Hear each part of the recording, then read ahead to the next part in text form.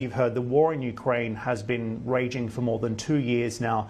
NATO also confronting the rise of China in America's election year. Is it fair to say that this is a make or break summit for NATO getting underway in DC today?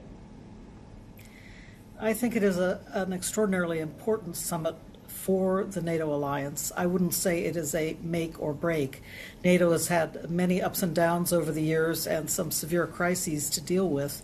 Not least of which was the withdrawal of France from the combined military command structure of NATO back in the late 60s. So it's just by way of telling your readers it's a difficult moment for NATO, but NATO has weathered a lot of crises before.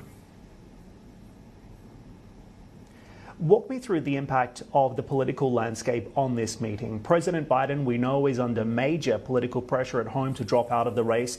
Donald Trump also seems pretty serious about trying to withdraw the US from the alliance if he is elected president again. So as it stands, what would you say a Trump victory in November would mean for US aid to Ukraine, peace talks with Russia, and for Vladimir Zelensky?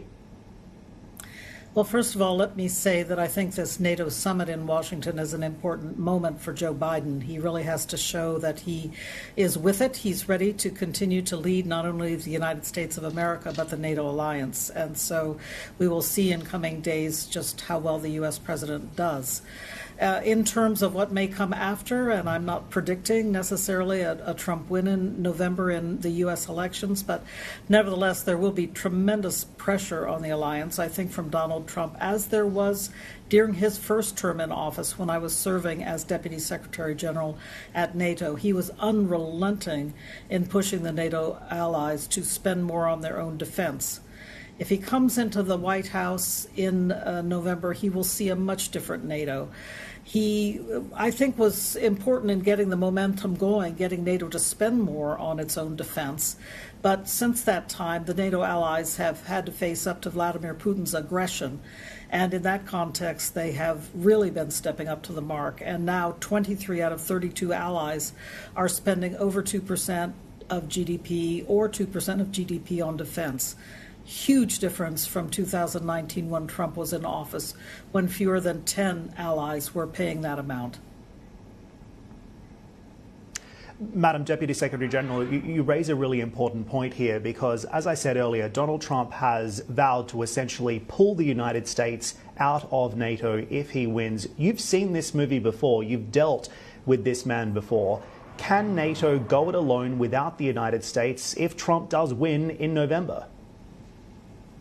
First of all, I'm skeptical, despite Trump's threats on the campaign trail, that he actually would withdraw from the NATO alliance, because the United States has put in place a law, the Congress has put in place a law that Trump must consult with Capitol Hill before he would try to withdraw from the Washington Treaty, the foundational treaty of the NATO alliance.